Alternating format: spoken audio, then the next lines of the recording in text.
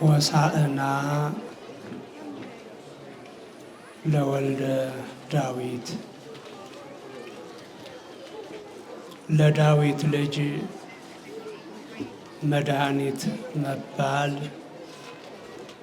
ይገባዋል። የማቴዎስ ወንጌል ምዕራፍ 21 ከቁጥር 9 ላይ የምናገኘው የምስክር ቃል ነው። መልአከ ብርሃን ፍስሐ ጌታነህ የሀገረ ስብከታችን ዋና ስራ አስኪያጅ፣ መልአከ ሰላም አባ ነአኩቶ ለአብ እጅጉ የመንበረ ንግሥት ደብረ ገሊላ ቅድስት ኪዳነ ምሕረት ቤተ ክርስቲያን አስተዳዳሪ፣ ሊቃውንተ ቤተ ክርስቲያን፣ ደቀ መዛሙርቶቻቸው፣ ካህናት፣ ዲያቆናት፣ የሰንበት ትምህርት ቤት ወጣቶች፣ ዘማሪያንና ዘማሪያት፣ ከሩቅም ከቅርብም መጥታችሁ በዚህ የቅድስና ስፍራ የተገኛችሁ ምእመናን፣ አባቶቻችን፣ ወንድሞቻችን፣ ምእመናት፣ እናቶቻችንና እህቶቻችን፣ ሕፃናት ጭምር በልዑል እግዚአብሔር ፍጹም ሰላም እንደምን ሰነበታችሁ? እንደምን አደራችሁ? እንደምን አረፈዳችሁ? አሜን። በደላችንን ሳይሰፍር ኃጢአታችንንም ሳይቆጥር በዕድሜያችን ላይ የንስሐ ዕድሜ በመጨመር ለዚህች ዕለት ሰዓት እንድንበቃ የፈቀደልን የአባቶቻችን የቅዱሳን አምላክ ቅዱስ እግዚአብሔር በድጋሚ ይመስገን። እንኳን አደረሳችሁ።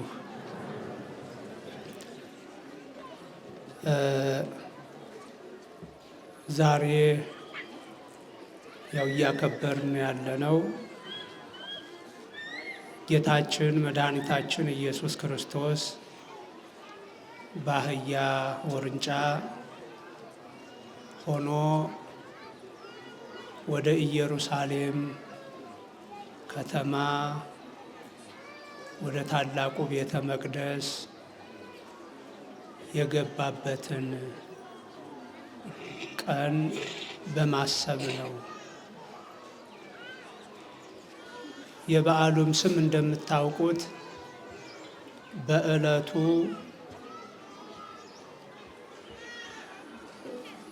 ቅዱሳን ሐዋርያት ሌሎቹም ክርስቶስን የተረዱ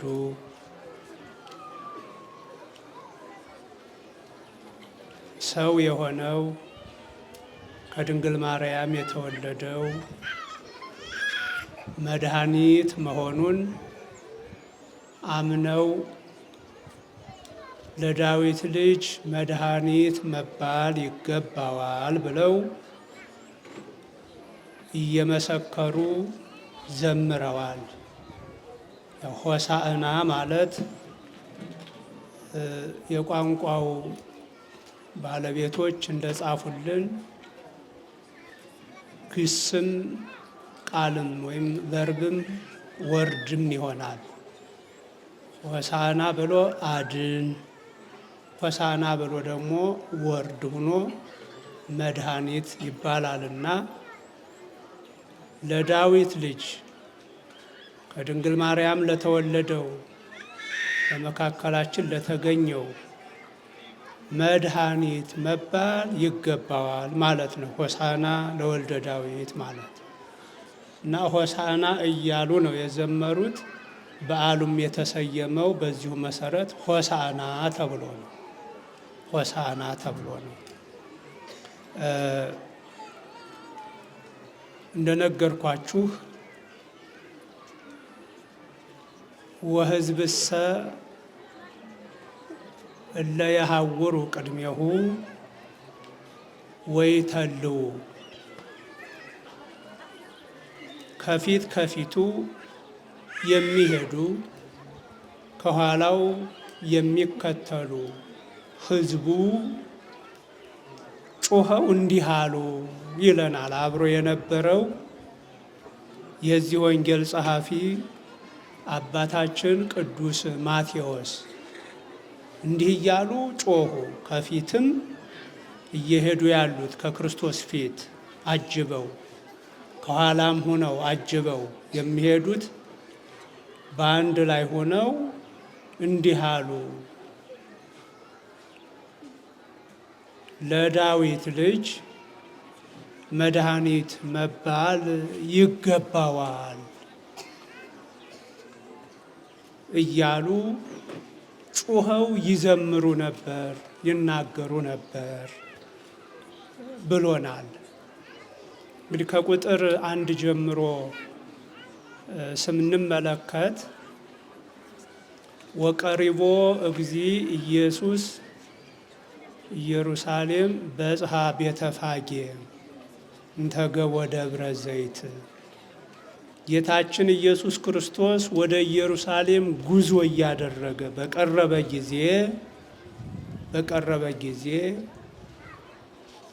ከደብረ ዘይት ተራራ አጠገብ ቤተፋጌ ደረሰ። ቤተፋጌ የምትባል ከደብረ ዘይት አጠገብ ግርጌ ሰፈር አለች። ቤተፋጌ ማለት የበለስ ቤት ማለት ነው ብለዋል። ቋንቋውን አውቀው የጻፉልን የበለስ ቤት የምትባል ናት። እዛሽ ጋር ሲደርስ ወፈነወ ክልኤተ እምአርዳኢሁ፣ ደቀ መዛሙርቱን ወደፊት ላካቸው። ሁሩ ሀገረ ዘቅድሜክሙ፣ ወደፊታችሁ ሂዱና ወደፊታችሁ ወዳለችው መንደር ስደርሱ አህዮች ታስረው ታገኛላችሁ፣ ፍቱና አምጡልኝ ብሎ ከ12ቱ ደቀ መዛሙርት ሁለት ደቀ መዛሙርት ላከ። ሂዱና ታስረው 2 አህዮች ታገኛላችሁ፣ ፈታችሁ አምጡልኝ። ምናልባት ምን ታደርጋላችሁ? አህዮቹን ለምን ትፈቷቸዋላችሁ? ወዴትስ ትወስዷቸዋላችሁ? የሚላችሁ ቢኖር በሉ እግዚኦሙ ይፈቅዶሙ፣ ጌታቸው ይፈልጋቸዋል በሏቸው። ጌታቸው ይፈልጋቸዋል በሏቸው። ፍጥረት ሁሉ የእሱ አይደለም? የእሱ እኮ ነው። አሁን የእኛን ቤት እግዚአብሔር ቢጠይቅ ማን ነው የጠየቀው? የእኛን ንብረት እግዚአብሔር ቢጠይቅ ማን ነው የጠየቀው? ጌታችን እኮ ነው። የፍጥረት ሁሉ ባለቤት እኮ ነው። እና ለምን ወደ የት የሚል ቢኖር ለጌታ ያስፈልጉታል። ጌታ ይፈልጋቸዋል በሉ፣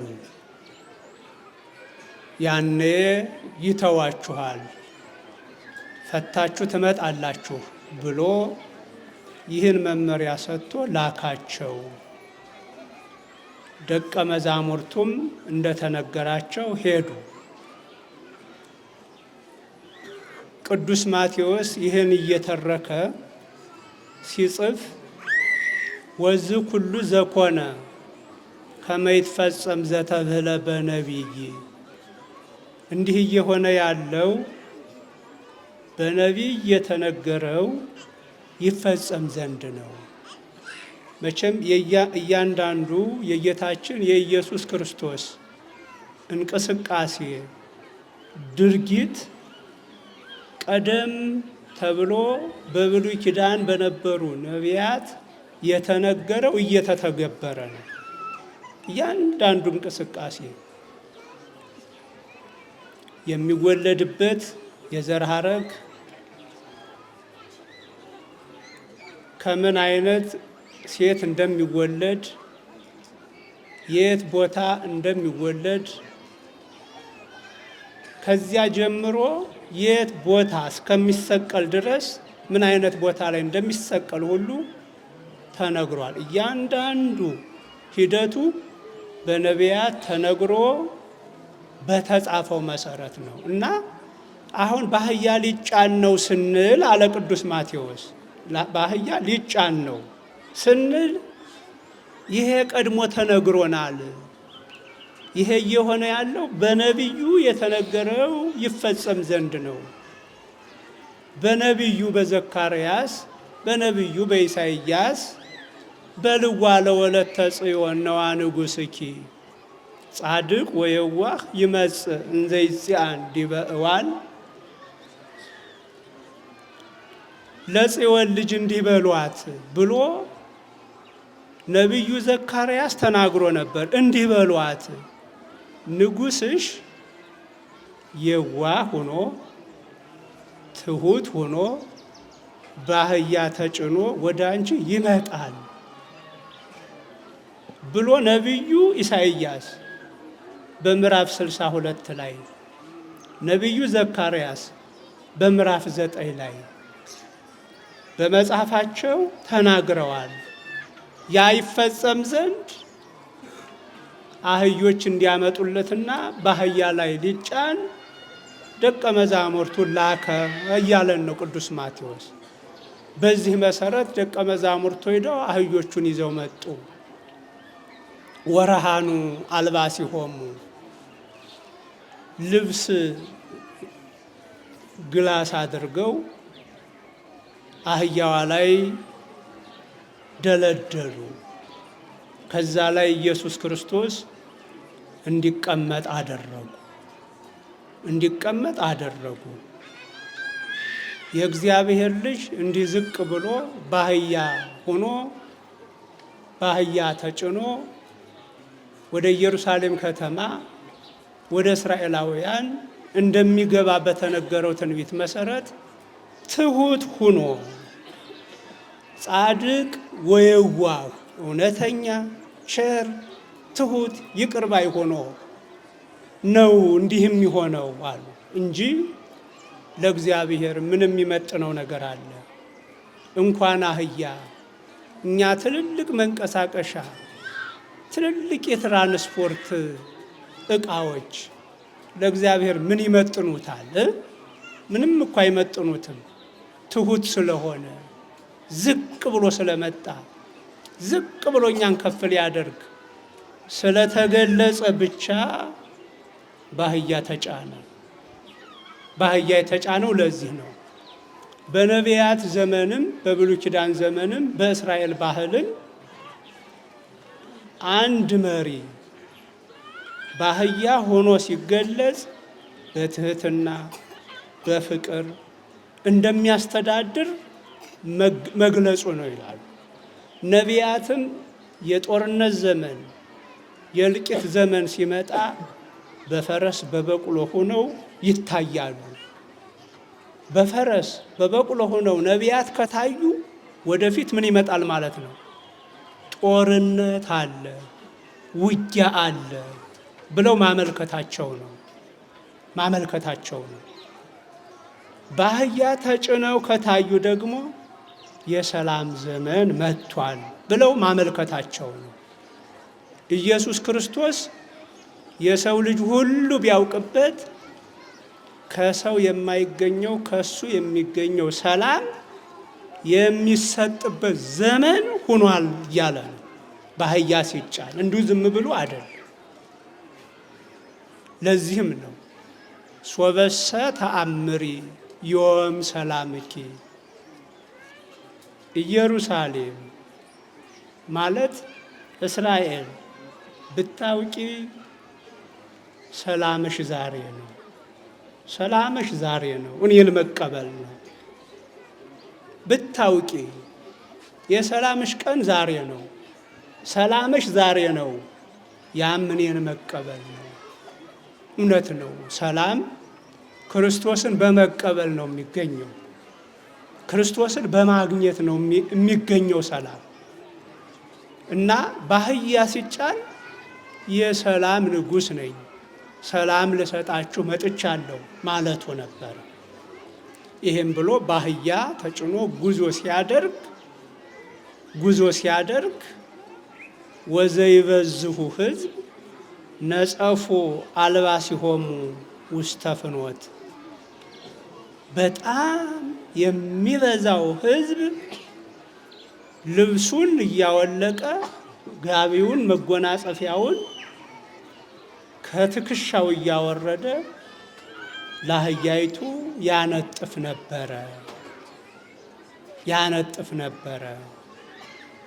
ወካልአን ሌሎች ደግሞ መተሩ አይጹቀም ውስተ ዕፀው፣ ከእንጨቶች ከዛፎች ቅርንጫፍ ቅጠል እየቆረጡ ያነጥፉ ነበረ። እንኳን አንተ የተቀመጥክባት አህያም አፈር መንካት የለባትም ብለው የገባቸው ለኢየሱስ ክርስቶስ ልባቸውንም ልብሳቸውንም አነጠፉ። ልብሳቸውን ያነጠፉት ብዙዎቹ ልባቸውንም ጭምር አንጥፈው ነው። መጀመሪያ ሲያደርጉ አይተው ልባቸውን ሳያነጥፉ ጨርቅ ያነጠፉ ይኖራሉ። እነዛ አርብ ተቀይረው የሚሆኑትን እናያለን። እየሰማችሁ ነው? አዎ። የገባቸው ቅዱሳን ሐዋርያት 120 ቤተሰቦቹ በጥቅሉ ሌሎችም አሉ። ገብቷቸው ልባቸውን አንጥፈዋል፣ አንግሰውታል። በልባቸው ክርስቶስ የሚነግሰው በልብ ነው እንጂ በመሬት ላይ አይደለም። በልብ ላይ በሰው ልብ ላይ ነው መንገስ የነበረበት እና ብዙዎቹ ባይሆኑም ጥቂቶቹ በልባቸው አንግሰውታል። ጨርቃቸውንም አንጥፈውለታል። ይህም አዲስ ነገር አይደለም። በእስራኤላውያን ባህል መሪ እንደዛ ይደረግለታል። በመጽሐፈ ነገሥት ሁለተኛ ምዕራፍ 9 ከቁጥር 1 ጀምሮ ስንመለከት በነቢዩ በኤልሳ ዘመን የነቢያት ማህበር የሚባል አለ እና ከማህበረ ነቢያት አንዱ ነቢዩ ኤልሳ ቅብአ መንግስት አነሳና ነገስታት ሲነግሱ የሚቀቡትን ቅባት ዘይት አነሳና ሂደህ ከጦር መኮንኖች መካከል እዩን ቅባው፣ እግዚአብሔር ይህን ብሏል አለ። እግዚአብሔር ይህን ብሏል፣ ሂድና ቅባው አለው። ከማህበረ ነቢያት አንዱ የነቢያት ማህበር የሚባል አለ። ነቢያት አንድ ላይ ሆነው የሚጸልዩበት፣ የሚማሩበት፣ የሚወያዩበት ከነሱ መካከል አንዱን ላከ። ከዛ ሲሄድ እዩ ከብዙ የጦር መኮንኖች ጋራ ቁጭ ብሎ ይነጋገር ነበረ እና ሄደና ፈልግሃለሁ አለ። ማንን? ወደ ማን የመጣኸው ሲለው አቤ ከመላክ አለቃ ሆይ መኮንን ሆይ ወደ አንተ ነው የተላኩት ላግኝህ አለው። ከጦር መኮንኖቹ መካከል እዩ ተለየና ነቢዩ ይዞት ወደ እልፍ ገባ። እግዚአብሔር የተናገረውን ነገረው። እግዚአብሔር ሰይፍ ሊያደርገው እንደሆነ ክፉዎቹን ሊበቀልበት እነ አክዓብን እነ ኤልዛቤልን ሊበቀልበት እንደሆነ እስራኤልን በዚህ መልኩ አጽድቶ አንቅቶ ሊጠብቅ መሪ እንዳደረገው ነገረው። ይሄን ነገረና ዘይቱን አፈሰሰበት። የእግዚአብሔር ጥሪ አይገርማችሁ? አላሰበውም። ይሄ ሰው የምረጡኝ ቅስቀሳ አላደረገ፣ ምንም አላሰበውም። ከጦር መኮንኖች ጋር የጦር መኮንን ነው፣ ቁጭ ብሏል። እግዚአብሔር ብድግ አድርጎ ጠራ እንጂ የጦር ቅስቀሳ አላደረገ፣ ምረጡኝ አላለ፣ ብትመርጡኝ ይሄን አደርጋለሁ አላለ። እንዳሁኑ እግዚአብሔር መረጠው፣ ቀባው። ከዛ በኋላ ነቢዩ አልቆየም፣ ወዲያውኑ በሩን ከፍቶ ሩጦ ሄደ። ዝም ብሎ እዩ ወደ ጓደኞቹ ተመለሰና እየሰማችሁኝ ነው? ለምንድን ነው ወደዚህ ታሪክ የገባሁት? ተከታተላችሁኛል? ለምንድን ነው? ጨርቅ ተነጠፈ አነጠፉለት የሚለውን ባህል መሆኑን ወግ መሆኑን በእስራኤል ለማሳየት ነው ወደዚህ የገባሁት። እየተከታተላችሁኝ ነው? አዎ። ከዛ በኋላ እዩ ተመለሰና ወደ ጓደኞቹ ሄደ፣ ተቀላቀለ። ይህ እብድ ምን አለህ አሉት።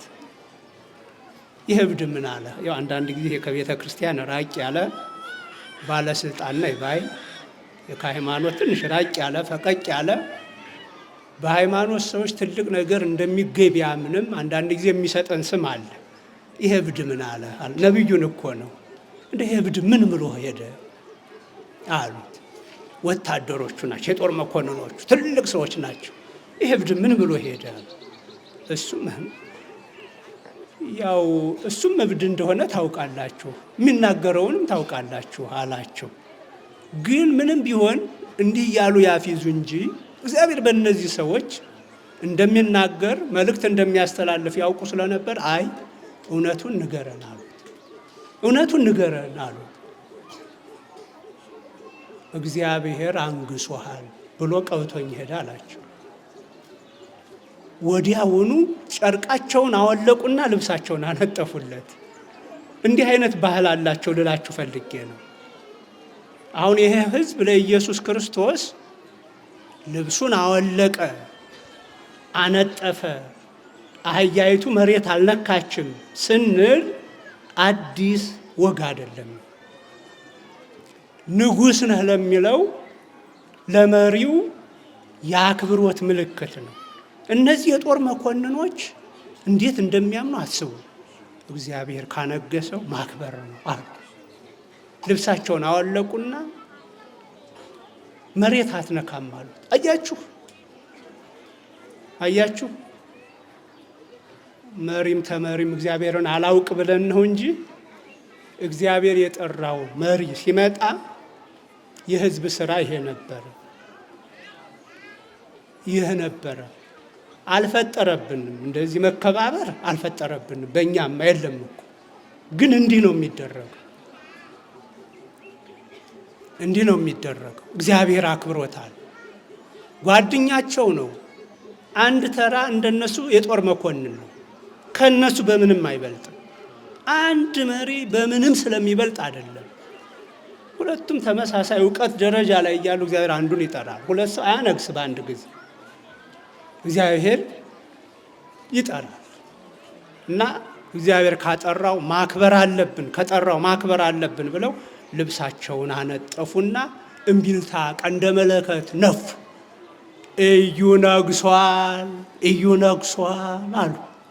እንደዚህ አድርገው አስተዋወቁት። እንዲህ አይነት ልማድ ስለነበረ ኢየሱስ ክርስቶስን ብዙ ሰው የተረዳበት መንገድ ቢለያይም ብዙዎቹ እንደ ሐዋርያት ወጣ ገባ ቢሉም በነፍስ ላይ የሚነግስ በዳዊት ዙፋን ተቀምጦ በደረቅ ወንበር የሚፈርድ እንዳልሆነ በልብ ላይ ነግሶ ሰላምን የሚሰጥ መንግሥተ ሰማያትን የሚያወርስ እንደሆነ ያውቃሉ። አንዳንዶቹ ደግሞ ይሄ ሰው ነግሶ እስራኤልን ከሮማውያን ቅኝ ግዛት የሚያጸዳ ነው፣ ነፃ የሚያወጣ ነው ብለው ስላሰቡ አንዳንዶቹ የሰማይ ንጉሥ እንግዲህ አንዳንዶቹ የምድር ንጉሥ ብለው ጨርቃቸውን አነጠፉ። አንዳንዶቹ ደግሞ ጨርቅ ያለበሱት አሁን አንዳንዶቻችሁ በጃኬት የመጣችሁ በቲሸርት የመጣችሁ አላችሁ አይደል? እንደናንተ ያሉት ደግሞ የዛፍ ቅርንጫፍ ቅጠል እየበጠሱ ጎዘጎዙለት። እንደ ሁሉም ተሳተፈ። ሁሉም ገብቶት ይሆን ግን የለም። የገባቸው ጥቂት ናቸው። ዓርብ ልናይ ነው። የገባቸው ጥቂት ናቸው። በዚች በ3 በ4 ቀን ተቀይረው እንደገና ደግሞ ሌላ ጽንፍ ውስጥ ገብተው ተቃውሞ ጎራ ቆመው እናያቸዋለን። እንዲያው በዚህ ቀን ከተማዋ ተጥለቀለቀች። በቃ ልብሱን እያነጠፈ ጨርቁን እያነጠፈ ያ ሁሉ ሕዝብ አከበረ ኢየሱስ ክርስቶስ።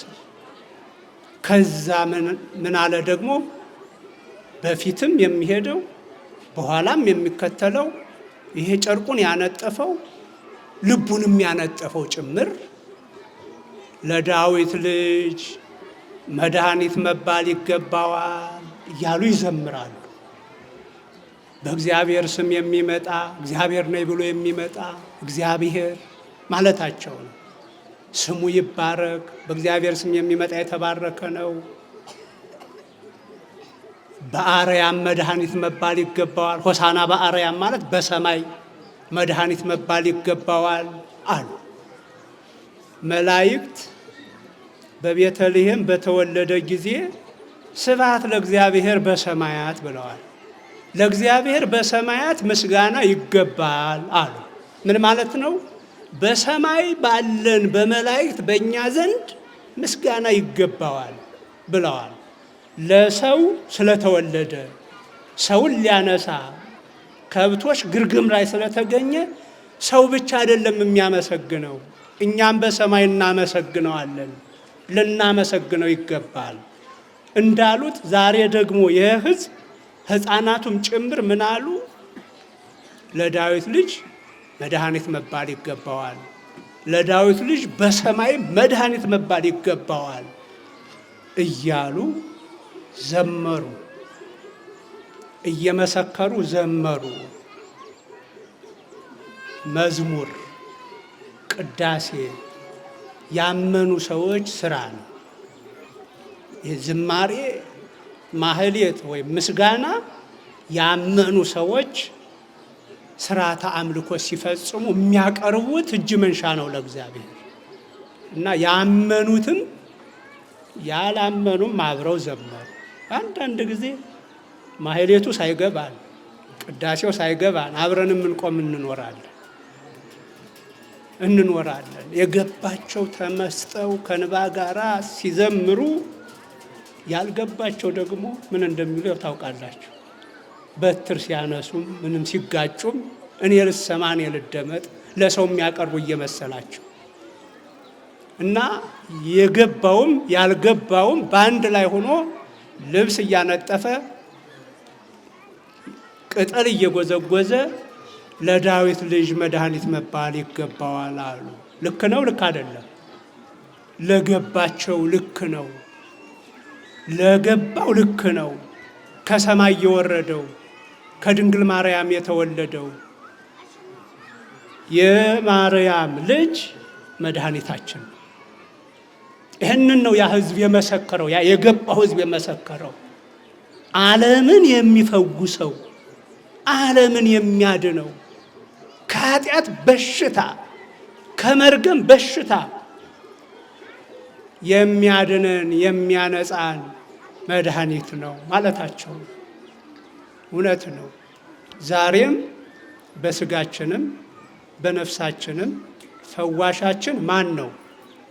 ከድንግል ማርያም የተወለደው ኢየሱስ ክርስቶስ ነው ፈዋሻችን። ምንም እንበል ምንም እንዲህ የሆነችውን አገራችንን የሚፈውሳት የድንግል ማርያም ልጅ ብቻ ነው። ምእመናን ሌላ መፍትሄ ያለ አይምሰላችሁ። ፈዋሿ ክርስቶስ ነው፣ ኢየሱስ ክርስቶስ ነው። ነፍሳችንንም የሚፈውስ ስጋችንንም የሚፈውስ እሱ ነው። ያ ሕዝብ የመሰከረልን ይሄንን ነው። ያ ሕዝብ የመሰከረልን ይሄንን ነው።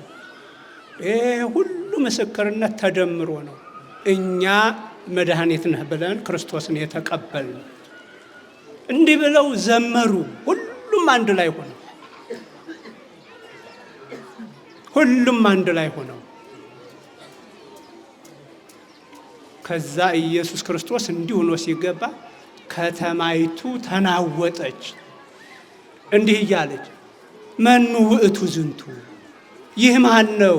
ይህ ማን ነው የሚሉ አሉ። ህዝቡ ደግሞ ዝንቱ ውእቱ ኢየሱስ አለ። ይህ ኢየሱስ ነው። ምን ማለት ነው? ኢየሱስ ማለት ሆሳናም ወደ አማርኛ መድኃኒት ማለት ነው ሲተረኩ። ኢየሱስ ማለትም የግሪክ ቋንቋ ነው። ወደኛ ሲመጣ ምንድን ነው? መድኃኒት ማለት ነው። እና ህዝቡም ሲመሰክሩ ምን አሉ መሰላችሁ? ማን ነው ይሄ? ማን ነው ይሄ ይላል አንዳንዱ የቆመው። ማን ነው ይሄ እንዲህ ሆኖ በዚህ ህዝብ ታጅቦ የሚመጣው ሲሉ፣ ህዝቡ ደግሞ ዝንቱ ውእቱ ኢየሱስ፣ ይህ መድኃኒት ነው፣ ይህ መድኃኒት ነው፣ ይህ ፈዋሻችን ነው፣ ይህ አዳኛችን ነው አለ። እውነት ነው። የገባቸው በዚህ መልኩ ተቀበሉት፣ ዳኑበት። ዛሬም እንዲህ ልንል ነው። እኛ ይህን ልንመሰክር ነው የተሰበሰብነው። የሆሳናን በዓል ስናከብር ኢየሱስ ክርስቶስ በአህያ ተጭኖ ዝቅ ብሎ የተገለጸው እኔን ከፍ ሊያደርግ ነው፣ እኔን ሊያድን ነው፣ መድኃኒት ነው እያል ልንዘምር ነው። ቅድም እንደሰማችኋቸው ሕፃናቱ እየመሩን አብረን ዘምረናል። በቅዳሴውም ይሄ ነበረ። ሆሳና በአርያም እያልን ነበረ ስንዘምር የነበረው። የቅዳሴውም የማህሌቱም የዚህ ሕፃናቱም መዝሙር የወንጌሉም ጽንሰ ሐሳብ አንድ ነው። አንድ ነው። ሁልጊዜ ኢየሱስ ክርስቶስን ማክበር ነው የመዝሙራችን ማዕከል፣ የትምህርታችን ማዕከል፣ የበዓላችን ማዕከል። ሁልጊዜም ኢየሱስ ክርስቶስን አዳኝ ነህ ማለት ነው። ሌላ ምንም ትርጉም የለውም። በዓላችን ትርጉሙ ኢየሱስ ክርስቶስን አዳኝ ነህ ብሎ መመስከር ነው። የሰማዕታትን በዓል የቅዱሳንንም በዓል ብናከብር ቅዱሳንን ለቅድስና ያበቃቸው ኢየሱስ ክርስቶስ አዳኝ ነው ማለታችን ነው። በዚህ ሁኔታ ዘመሩ፣ ተቀበሉት፣ ከበረ። ስለዚህ ምእመናን በእኛ ልብስ ተጎዘጎዘለት፣ በእኛ ልብስ ነገሰ። እኛስ አዳኝ ነህ እያልነው ነው ከልብ ወይስ እነዛ ሲሉ ሰምተው እንዳሉት ይሆን? ከልባችን ይልቅ ከጨርቃችን ይልቅ ልባችንን ለክርስቶስ ልናነጥፍ ይገባል። ምእመናን ልናነጥፍ ይገባል። ልባችን ሊነጠፍለት ይገባል። ልባችን ላይ ሊነግስ ይገባል። ልባችን ላይ ሊቀመጥ ይገባል። ሊቀመጥ ይገባል። ያ ማለት ምንድን ነው? ቅን መሆን፣ ከቂም ከበቀል መንጻት፣ ከክፋት መራቅ፣ በልቤ ንገስ ማለት፣ ንጉሴ አንተ ነህ፣ አዳኛ አንተ ነህ፣ መሪዬ አንተ ነህ ማለት። ይህን ስንል እግዚአብሔር በእኛ ይነግሳል፣ እግዚአብሔር በእኛ ላይ ያድራል። እንዲህ እንድናስብ በዚህ ልክ እንድናመሰግን ዛሬ ቤተ ክርስቲያን ሰብስባናለች። ነገ ሌላ እንዳንሆን እግዚአብሔር ይጠብቀን። በዚህ ቀን እንዲህ ብለው የተሰበሰቡት ዓርብ ዕለት ተቀይረው ይሰቀል ሲሉ የምናያቸዋል። በዚህ ቀን ልብስ ያነጠፉ ልብስ ያነጠፉ እንኳን አንተ የተቀመጥክባት አህያ መሬት አትነካም ብለው ያነጠፉ መድኃኒት መባል ይገባሃል ብለው የዘመሩ አርብ ደግሞ ተቀይረው ይሰቀል ይሰቀል እንዳሉ ያሳየናል ወንጌል። ጨርቁን አንጥፎ የአህያ እግር መሬት አይነካም ያለ ሕዝብ አርብ ግን የሚለብሰው ልብስ እንዳይኖረው አድርጓል። ራቁቱን ነው የተሰቀለ። ራቁቱን ነው። ያ ሳይገባው የዘመረ፣ ያ ሳይገባው ያነጠፈ እንደገና ገፈፈ፣ እንደገና ተሳደበ። ክርስቲያኖች ገብቶን ልናመልክ ይገባል። ገብቶን ልንዘምር ይገባል። እንወቅ፣ እንረዳ፣ ክርስቶስን እንረዳት። ቤተ ክርስቲያን ዲያቆን እኮ ነበረ፣ መነኩሴ እኮ ነበረ፣ ዲያቆን ነበርኩኝ ይላል። አሁን ወጥቶ ቤተ ክርስቲያንን እየሰደበ ልክ በዛሬው ቀን ኢየሩሳሌም ላይ ሳይገባቸው ሲዘምሩ እንደነበሩት ማለት ነው። ገብቶት ኢየሱስ ክርስቶስን ቤተ ክርስቲያንን ተረድቶ እያገለገለ የነበረ አይደለም። እና እንማር፣ እንወቅ፣ እንረዳ፣ በሚገባ ልክ አምላካችንን እናክብረው። ነገ ሌላ አንሁን። ቤተ ክርስቲያንን እናክብራት፣ ነገ ሌላ አንሁን። ነገ አንለወጥ። በእውነት መንፈስ ቅዱስ ይጠብቀን። ወስብሐት ለእግዚአብሔር።